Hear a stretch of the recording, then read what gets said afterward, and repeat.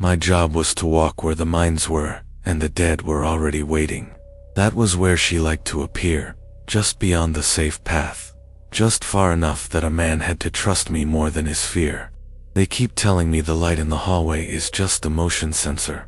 I lie here on this narrow bed in the old district hospital, listening to the wheels squeak past, smelling disinfectant and boiled cabbage from the kitchen downstairs, and that little yellow circle keeps sliding along the bottom of my door. Too low for the ceiling lamp, too warm for fluorescent. It shivers when it moves, as if someone's hand is not quite steady on the handle. It never crosses the threshold. Not yet. I've seen that kind of light before. Not in a clean corridor, but floating over a black field where men were supposed to explode before dawn.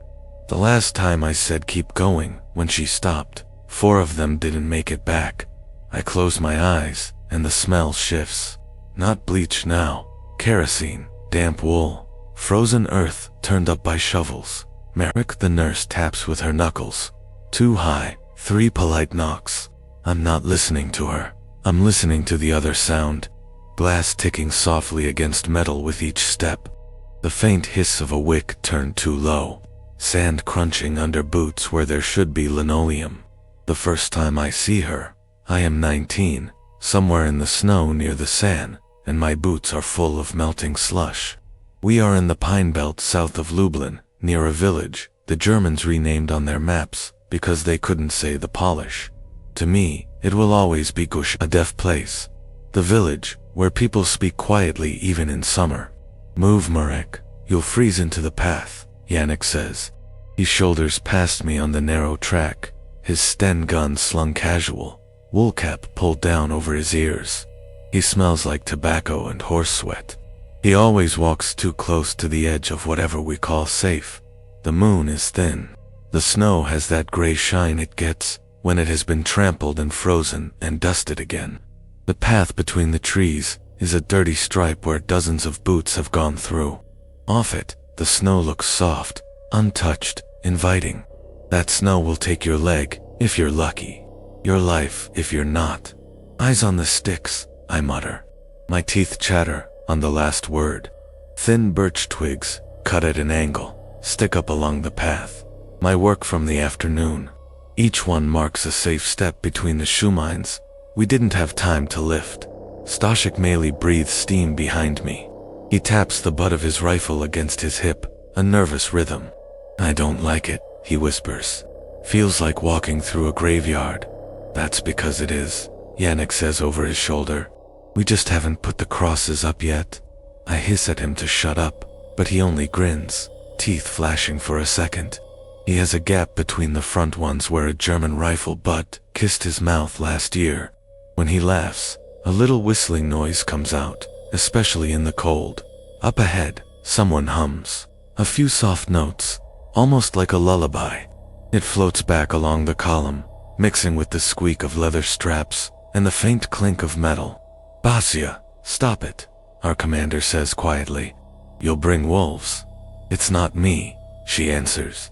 Her voice is low, husky from cigarettes and winter. She walks beside him, scarf pulled up to her nose, cap pulled down, braid tucked away. She smells like soap and gun oil. I don't sing in the dark. The humming continues. A woman's voice, further off, older, a little rough.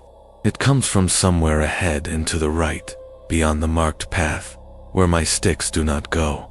I feel the hairs rise on the back of my neck. I stop so suddenly that Maly bumps into me. Why did you stop? He hisses. Quiet.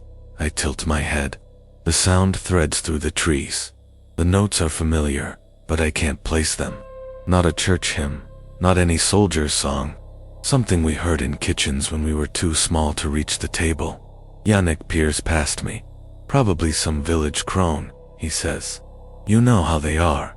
They'll be out there boiling bark and making charms while the world burns down. Old women sleep when it's this cold, I say. My breath leaves a ghost in the air. They don't stand in the woods humming to themselves.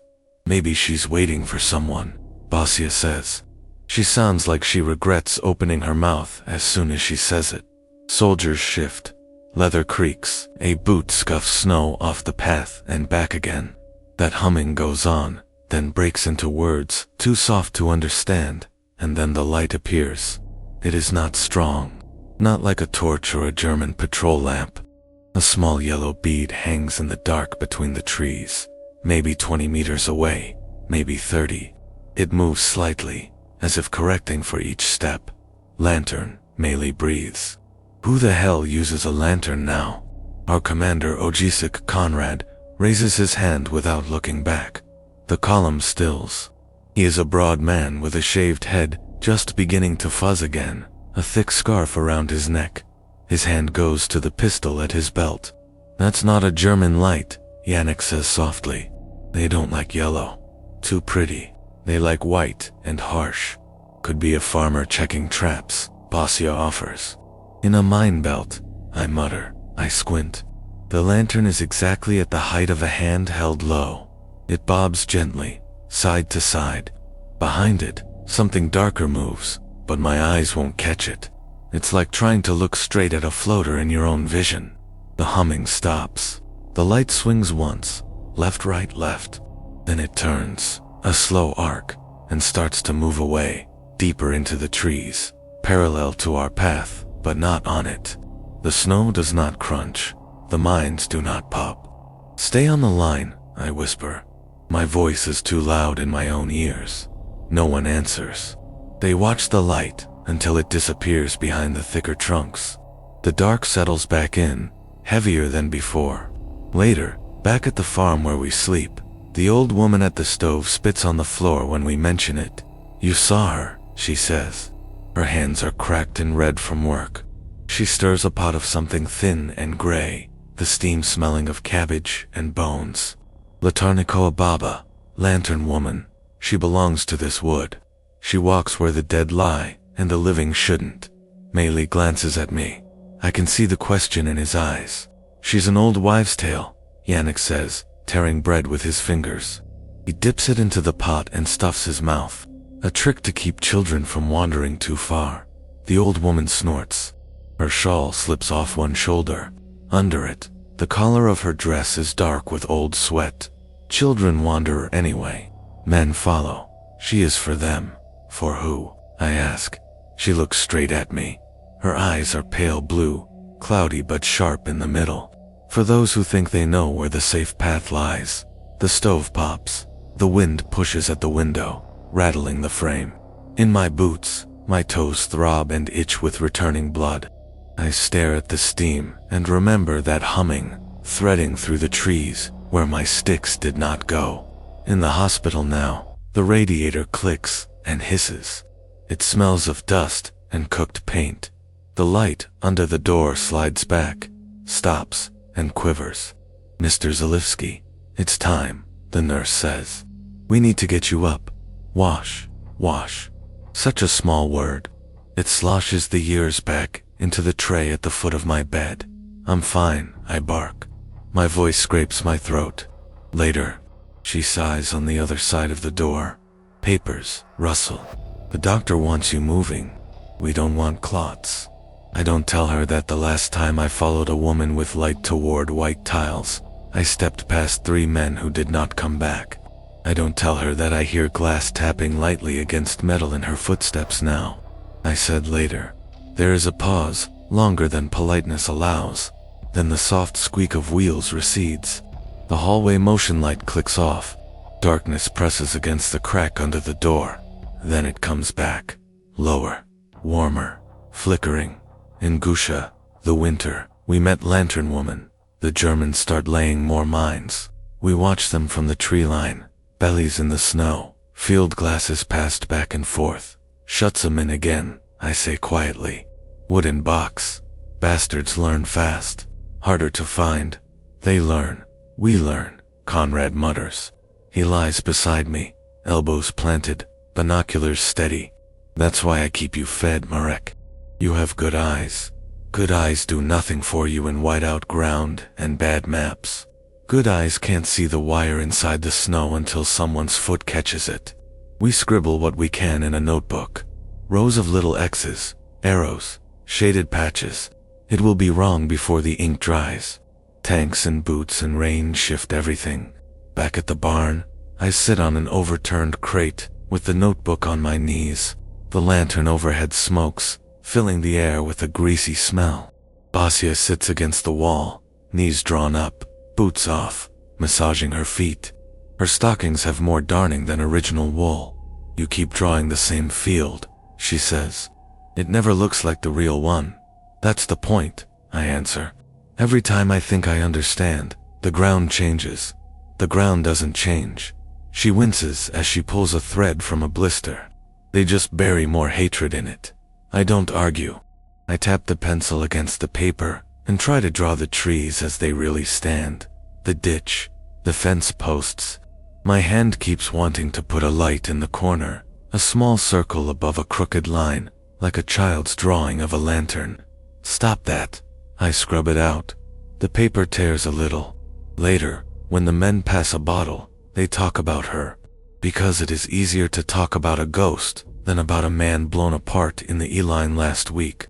They say, she used to be a woman who carried a lamp to guide peasants home from the fair. One of the older fighters says, he has a scar from ear to chin that pulls his mouth into a permanent half-smile. We call him Rona. Crow. A German patrol found her helping a deserter. They shot her and left her hanging from a pine with her own lamp tied to her hand. They leave everybody hanging from pines, Yannick says. We'll run out of trees before we run out of stories. They didn't take her bones down, Rona continues. That's the thing. They kept her there, lamp and all. The snow came, the ice. When the thaw came, no one found the lamp, but the old tracks were full of broken glass. That's why she walks the mine belts now.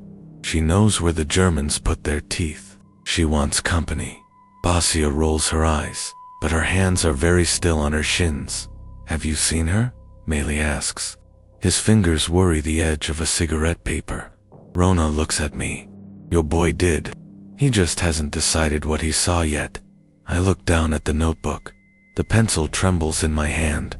I draw a path between the X's. I try to make it straight. It comes out curved. Spring comes late that year. Snow turns to rotten piles, gray and pitted, clinging in the ditches. The ground becomes a sucking, sticky mess that grabs at boots and wheels. The Germans push more supply up from the south. Trains and trucks. Men, fuel, ammunition. Rumors of the Russians moving closer seep through like meltwater. Our orders come down from people whose real names I never know. Hit the road south of Glusza. Make it hurt. Mines. Ambush. Disappear. To reach the road, we cross here. Conrad's finger taps the map. It is a civilian map, old and creased, with coffee stains and a burn mark in one corner. His finger lands on the pale strip that marks the track between the pines. Your belt, he says to me. Your sticks. Your memory. We are in the attic of the barn. Slanted roof, smell of old hay and mouse droppings. Dust motes swim in lantern light. Outside, the sky is the color of dirty wool. We go at night, he continues. No flares if we can help it. Quiet. We lay our own presence under their noses and vanish before they smell us. Why that way? I ask. My throat is dry. There's a longer route northwest. No mines. Longer and open. They've cut the woods back. No cover. They shoot anything that moves there. Here, at least, we have trees. And your sticks. He holds my gaze. His eyes are dark and steady. You walked it twice already. You know where not to step. I think of the humming, the lantern bobbing between trunks. My stomach tightens. Unless, he says slowly, you'd rather wait for the Russians to do everything. No, I say. I'll mark it again, so that evening, before the light drains completely, I go back to the mine belt alone. The snow is mostly gone from the path. Only ragged strips remain along the ditch. The ground is soft, squishing under my boots. My last set of sticks has slumped. Some have fallen. A few are gone altogether, stolen by villagers who need firewood more than I need markers. I kneel and scrape away mud and dead leaves with my gloved hands. The fingertips are stiff with old blood and dirt from other days. I find wood edges wire.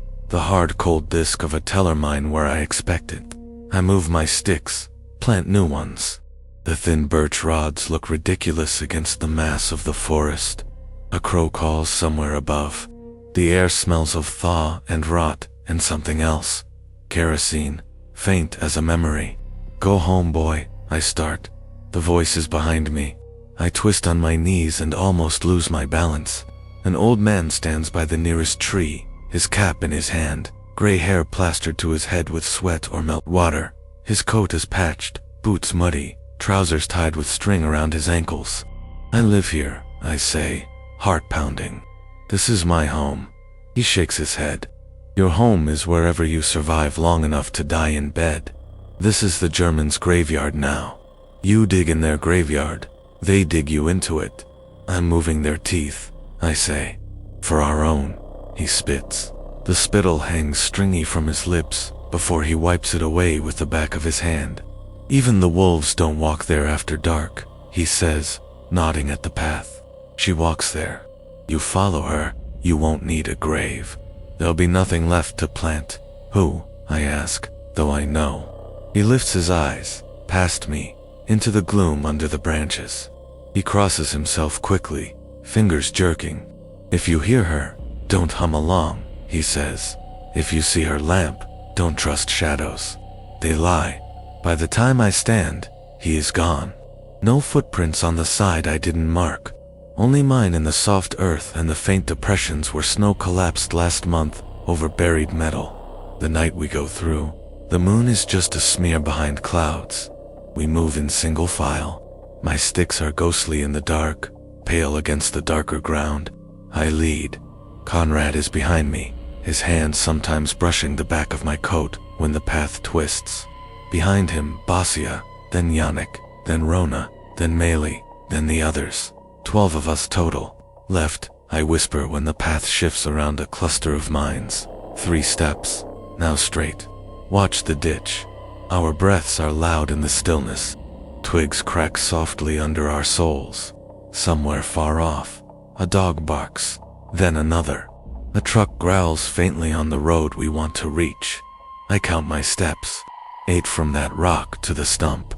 4 from stump to depression, where we dug one mine out last week. I know this dance. Hilto, center of the path. Don't drift. Halfway through, the humming starts. It comes from ahead, and to the right, where the ground falls slightly, toward a marshy hollow. Wet blackness pools there, even in winter. The sound threads out of it, as if drawn up like smoke. My breath catches. My next step hangs in the air for a heartbeat too long. What is it? Conrad whispers. I feel his hand tighten on my coat. Nothing, I lie. I put my foot down where the last stick points. The humming grows clearer. An old woman's voice again, but closer now. The tune curls around my head. I know the words this time without wanting to. A song from baptism feasts and name days, when mothers would rock children half asleep and the vodka had not run out yet. The words blur into one long sound, but the rhythm is perfect for walking. Left, right, light blooms ahead. It is there again. The same small yellow circle, bobbing slightly at the height of a hand. It floats between 2 pines, perhaps 15 meters ahead, just off our path, on the mine side. The glow paints pale bars on the trunks. It glances off something metallic in the snow, a mine casing half-exposed edge of a wire. No one should be there. No one should walk there. The light moves. Slow, deliberate. Stop, I whisper. The word tastes like copper. Boots freeze behind me. Leather creaks as weight shifts carefully. The lantern drifts closer, then pauses. Now I see her. She is small, or far, but my skin says small. A hunched shape under a dark shawl, edges blurred by layers of cloth. The shawl is too thin for this cold. It clings to her shoulders like wet paper. Her skirt is long, frayed at the hem, edges ragged. Her boots, if those are boots, sink almost not at all into the ground. Her hand is bare and thin, veins a dark lattice under waxy skin. It grips the handle of the lantern, knuckles knobbed. The glass is cracked in one panel, a white line like lightning. Inside, the flame is very small and very bright. It never gutters, no matter how the wind breathes. I cannot see her face. Where it should be, the shadows are thicker. I know where her eyes should be. My own gaze slides off. She turns her head slightly. The shadow face angles toward me. The humming stops. The silence that follows is like the blank between heartbeats when you wait for the next one, and it doesn't come. Marek, Basia whispers behind me. There is fear in her voice, and something else. Curiosity. Do you see her? Yes, I say. My tongue feels swollen. What is that? Janek mutters. The bravado is gone. His voice is thin. Some peasant trick. Comrade doesn't speak. His hand tightens on my coat. I feel his breath on the back of my neck, hot and fast. The lantern woman takes a step. Her foot moves forward. The lantern swings slightly. It passes directly over a spot where, in my notebook, I marked a mine. Nothing happens. She takes another step. Another. The lantern light falls on an area I know I did not clear. The ground there is mostly intact. Only a few shallow scratches show where animals have walked, maybe, or hunters. She does not look at the ground. She does not look at us. She walks a line that makes no sense on my map, but her feet do not vanish. Her legs do not fly apart in a spray of meat. The air does not thump with pressure. The silence holds. She stops. The lantern hangs at her side. The glow stretches out around her, touching the first trees on the far side. Beyond her blackness, her head turns again, slowly, like something remembering there is a neck between shoulders and skull. She faces us. The lantern lifts. Her hand bends at the wrist in a way human wrists do not. The light rises until it is level with where her chin should be. She holds it there, waiting. Behind me, Maly whispers, Jesus, Mary, and Joseph. Shut up, Janek hisses. My throat clicks when I swallow. She's on the far edge, I murmur. Beyond the main belt. How do you know? Comrade asks quietly. Because if there were mines between her and us, she'd be pieces, Janek says. Unless the Germans did us a favor and forgot that patch. Do you really think they forgot? Basia asks. The lantern woman takes another step backward. The lantern stays at the same height. The light doesn't bob with her movement. It hangs as if on a nail in the air. She moves around it, behind it, yet her hand still grips the handle. I feel sweat trickle down my spine, cold inside my shirt. If we detour that way, we can reach the ditch, I whisper. Then up to the road from there. Shorter. That's off your sticks, Comrade says. Off your notes, yes. She takes another step, another. Each one silent. Each one in a line that leads diagonally across the field, away from my painstaking stick path, away from the safe corridor we cleared, toward the marshy hollow and beyond.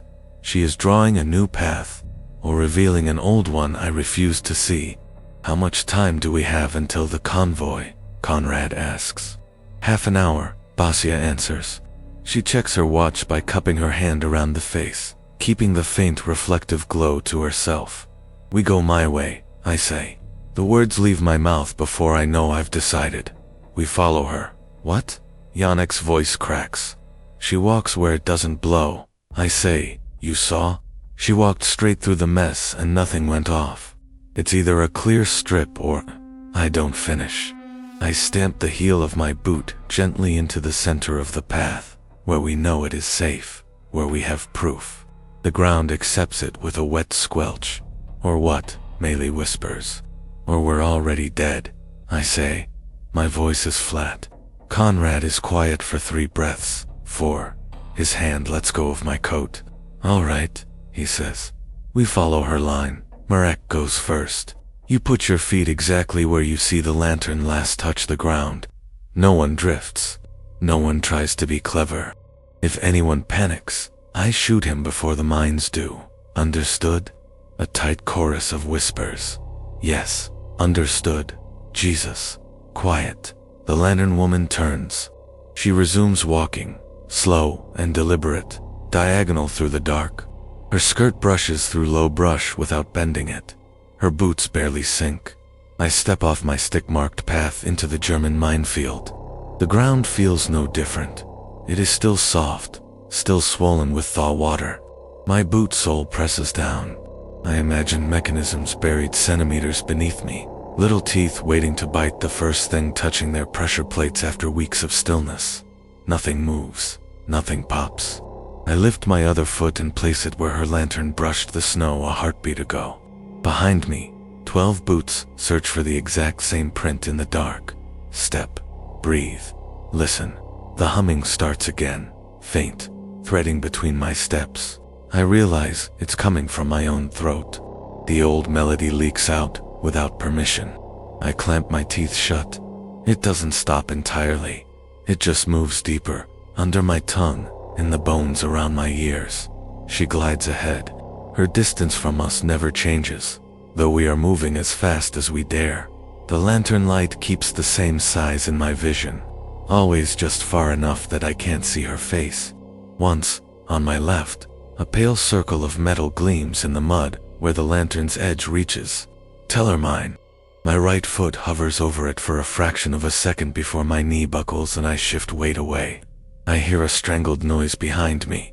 Someone has seen it too. Eyes on the light, Conrad mutters. We follow. At one point, the lantern passes directly over what I know is a concentration of shoe mines. We found 3 there last month. There should be more. She steps. Nothing. The air holds its breath. My own lungs burn. I have forgotten to breathe. I suck in air through my teeth, silently. I taste rust and kerosene and fear. It feels like hours. It might be minutes. At last, the ground rises slightly. The smell changes. Less rot, more sand. The trees thin. The lantern woman's light paints the edge of the ditch that runs parallel to the road. Almost there, I whisper. The lantern stops. She stands at the lip of the ditch, backlit by her own light. Her shoulders are hunched. The flame makes the edges of her shawl glow like dying embers. The ditch below her is full of dirty snow and ice, melted and refrozen jagged. She turns toward us. For the first time, I see some detail in her face. Not much. An impression of hollows, of skin pulled tight over bone, of a mouth too small for the jaw beneath it. Her eyes are deep pits. The light catches something wet on her cheek, meltwater, or something else. She lifts the lantern again. It reaches the level of her throat. There is a mark there, a darker band across the pale blur, a line where rope would bite. She holds the lantern out, away from her body, arm extended over the ditch. The light hangs above a specific patch of snow on our side, right where we are about to step down. She waits. I stop. Marek, Conrad whispers. What is it? She's marking something, I say. My toes are at the edge of the bank. The snow has been kicked and broken by animals, maybe patrols. It looks no different from any other step I've taken tonight. Maybe she's showing you where it's safe, Basia murmurs. Or where it isn't, Yannick says. The humming dies. The night is so quiet, I can hear the blood in my ears. The lantern flame burns steady. A thin trail of smoke rises and vanishes into the dark. Behind us, on the path we left, a shot cracks in the distance. A flare blooms pale green somewhere near the road. The faint rumble of an engine grows louder. We don't have time for this, Conrad says. He pushes closer, his chest against my back. Pick a side, Marek, over or around. I stare at the glowing patch of snow under the lantern. My foot lifts. I think of the old woman at the stove, stirring her pot. She belongs to this wood. She walks where the dead lie and the living shouldn't. I think of the old man in the trees. Even the wolves don't walk there after dark. I think of the men behind me. 12 hearts thumping in this field because I drew lines in a notebook and said, trust me. I move my foot to the right, just a little, away from the exact center of the lantern's light. I place it down on the bank's lip. The snow compresses, holds. Here, I whisper, not under her, to the side. Follow my steps. I step down into the ditch. The ice crunches under my weight. My boot slides, then finds purchase on something solid. I brace on my rifle and haul myself up the far side. Mud smears my trousers. My breath comes ragged. I stand. I'm on the roadside. Alive. Your turn, I say. Conrad moves. His boot lands exactly where mine did. He descends, climbs. He joins me, hand gripping my shoulder for a second. Basia follows. Snow crumples under her weight. Ice cracks. No explosion. She scrambles up, cheeks pale, eyes wide. Yannick goes next. He curses under his breath all the way down and up.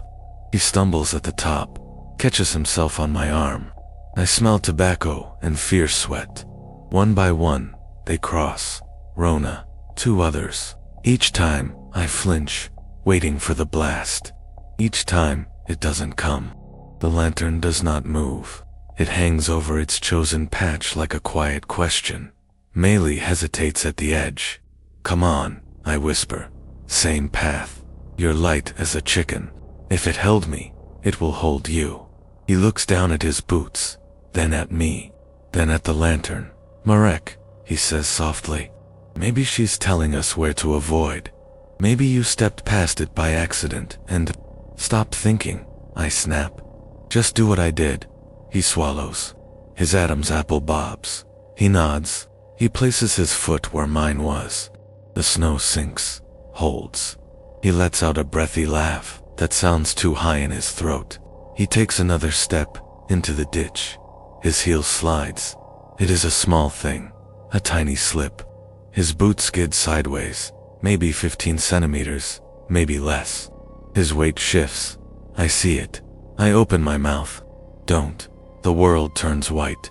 The mine goes off with a flat, brutal clap. A fountain of snow and earth and metal and meat erupts from the ditch. The blast punches my chest. My ears ring, then close entirely. For a heartbeat, there is no sound at all. Just a strange pressure, like being under deep water. Bits of something rain down. Snow, clods of mud, a piece of cloth. Something that hits my sleeve and smears it dark. I fall to one knee on the roadside. My hands skid on gravel. My rifle clatters. My mouth tastes of dirt and iron. Sound comes back in a rush. Screams, curses, someone praying, someone gagging. Maly Yannick yells. His voice breaks on the second syllable. I scramble to the edge of the ditch. The lantern still hangs above its patch of snow, untouched. The flame doesn't even flicker. Below, there is no boy-shaped figure, only a crater half filled with shredded cloth and red slush, and a boot that still contains part of a foot. The air smells of explosive and blood and hot metal. Conrad hauls me back by the collar, off the edge. He roars, or maybe that's just how it sounds in my damaged ears. Away from the lip. Move, move. We stumble back from the ditch, onto the road. Men pour up behind us, faces white, eyes rolling. Someone trips and almost falls against me. I shove him upright. They cluster on the tarmac, breathing in ragged gasps. One man retches onto the verge. Another stares at his hands, which glow slick in the lantern light from the ditch. I look up. She stands exactly where she did before. The lantern woman hasn't moved. Her arm is still extended. The lantern still hangs over that spot of untouched snow. The mark on her throat is darker now, as if the rope bit deeper in the moment of the blast. Meltwater or something else runs from under her shawl, tracing a thin dark line down her chest. Her head tilts to one side, bird-like. There is no expression to read, but I feel something like disappointment in the angle, or amusement, or pity. Her head turns, slowly, until her invisible gaze is on me again. For a second, everything narrows to the circle of that light, and the hollow where her eyes should be. The road, the men, the upcoming convoy, all of it drops away. Then she lowers the lantern.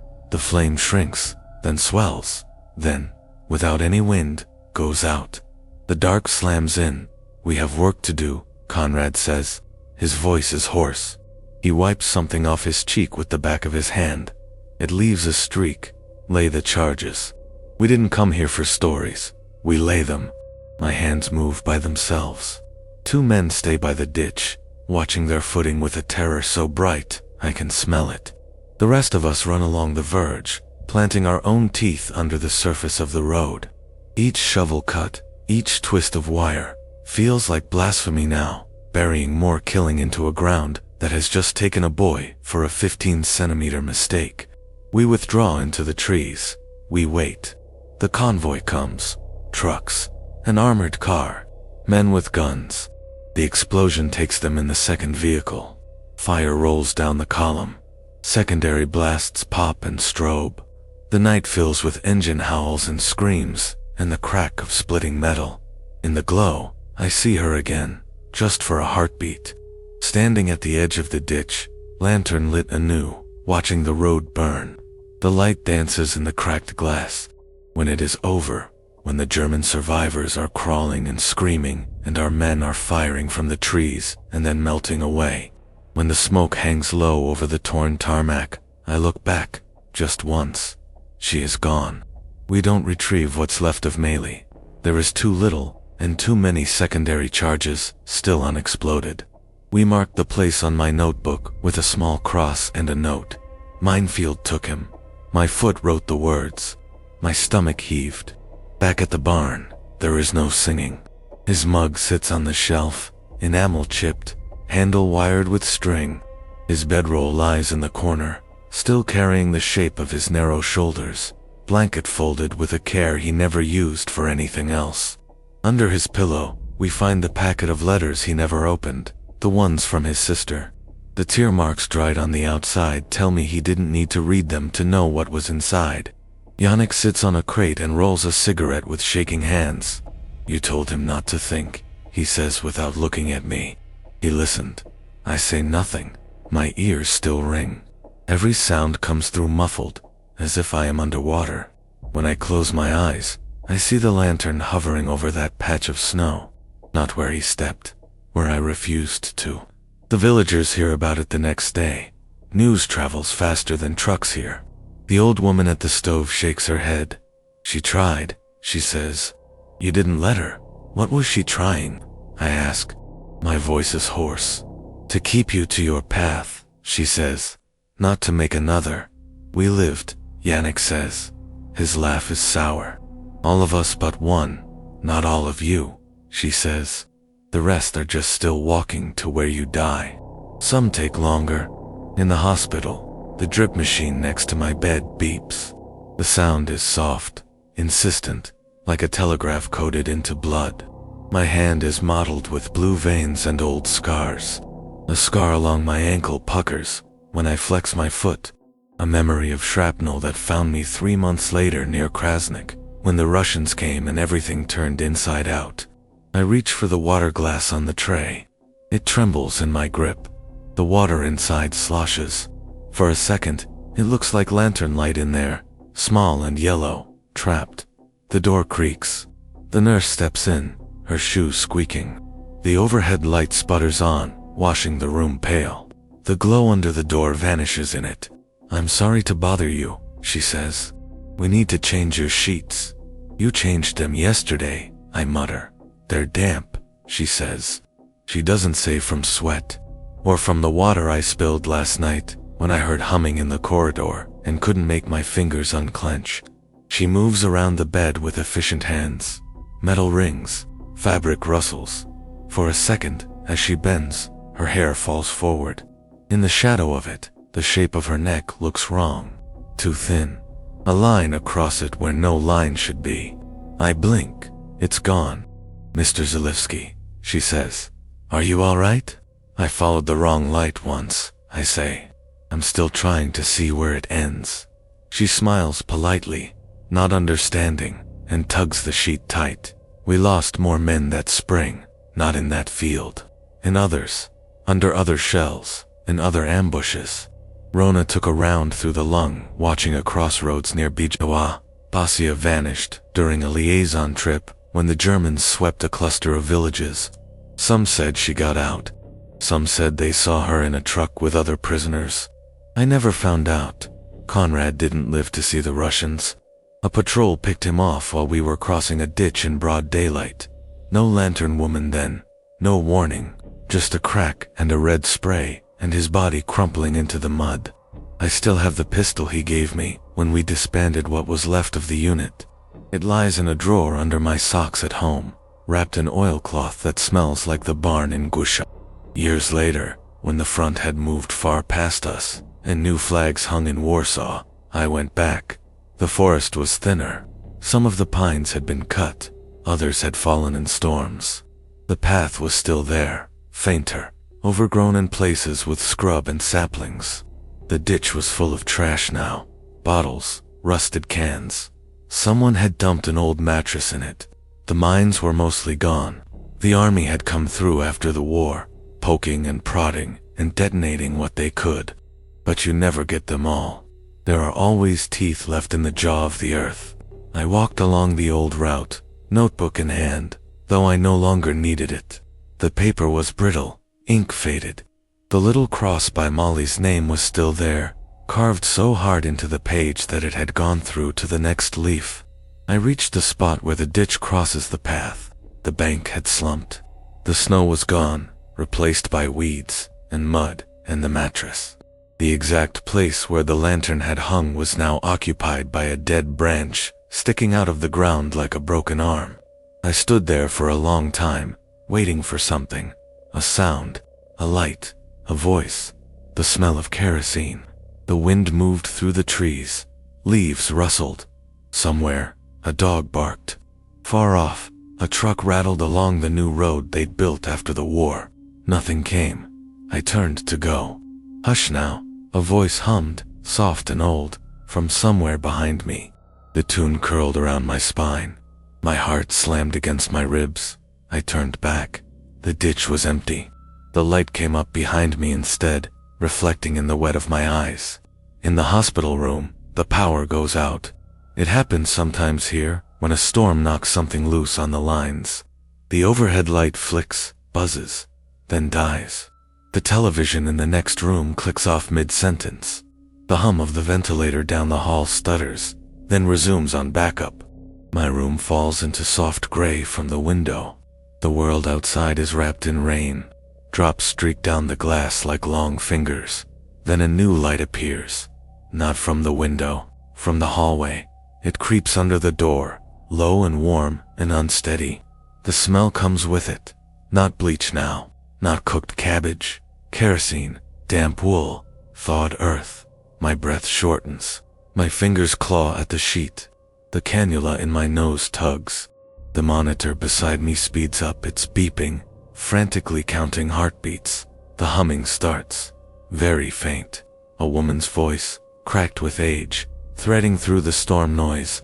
An old cradle song. I know every word. I try to call for the nurse. My voice comes out as a rasp.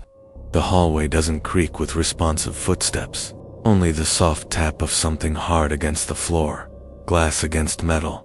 Step, step, step. The light grows. It doesn't have the blue edge of emergency LED. It's thick, amber, alive. It wavers with each step. It pushes the shadows in front of it like a broom. The handle on my door does not turn. Instead, the light leaks through the wood, as if it were soaked in it. Lines of gold thread along the grain. They meet in the center, just below eye level, and swell. She steps through, not like a person using a door, more like fog pushing through broken boards in an old barn. 1 second, the space in front of the door is empty. The next, she occupies it. Shawl, skirt, bare, veined hand on the lantern's handle, cracked glass, tiny, furious flame.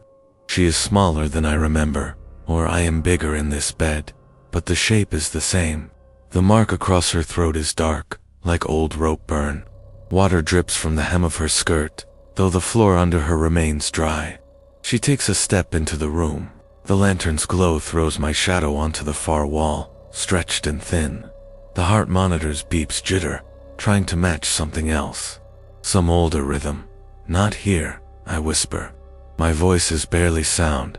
My mouth is dry. Not now. She doesn't answer. She never has. She moves to the foot of the bed. The lantern swings slightly, exactly as it did between the pines. The light crawls up the sheets, over my feet, my shins, my knees. It reaches my stomach and lingers on the old scar there, where another blast once caught me and let me limp away. The humming swells. I realize it isn't coming from her. It's coming from me. My chest vibrates with it. My ribs ache. She lifts the lantern. The light moves up my body, my chest, my throat. It stops at my chin. The smell of kerosene is so strong it wipes out everything else. The hospital, the rain, the age. For a second, I am back in the ditch, edge crumbling under my boot. Boy behind me trusting my steps, eyes fixed on the light. Where, I manage. The word scrapes my throat. Where do you want me to step? Her head tilts. In the hollow where her face should be, something glints. Wetness, teeth, eyes. I cannot tell. She extends her arm. The lantern moves, slowly, away from my bed, toward the far wall. At first, there is nothing there but paint and shadow. Then, as the light touches it, the wall ripples. The smooth surface sags inward, then buckles. Faint lines appear, like planks under plaster. The white paint darkens to brown, then black. The smell of damp wood and mold blooms. My room stretches. The far wall recedes. Trees grow where the radiator was, their trunks fuzzing into being like smoke coalescing. The forest slides into place around my bed. Pines, bare branches, scratching at the sky. Snow under the bedposts, clean and untouched. The ditch cuts across the room, its banks crumbling, full of dirty snow and ice. The mattress in it is gone. The patch of snow under the lantern is exactly as it was that night, untouched, waiting. My hospital bed sits on the safe side of the path I once chose. The forestand is a birch with a metal hook. The drip bag swings like a glass ornament. The heart monitor looks absurd, beeping in green in the middle of this white and brown world. The lantern woman stands at the edge of the ditch. She holds the lantern over the same spot as before. The line across her throat is darker than ever. Everyone I led, I whisper, is already on your side. She doesn't nod. She doesn't shake her head. She simply stands, lantern extended, flame steady. The humming grows louder. My chest hurts. The heart monitor squeals in protest at the new rhythm, then gives up, line flattening. The beeping becomes a solid tone that doesn't belong in the forest, but it doesn't stop.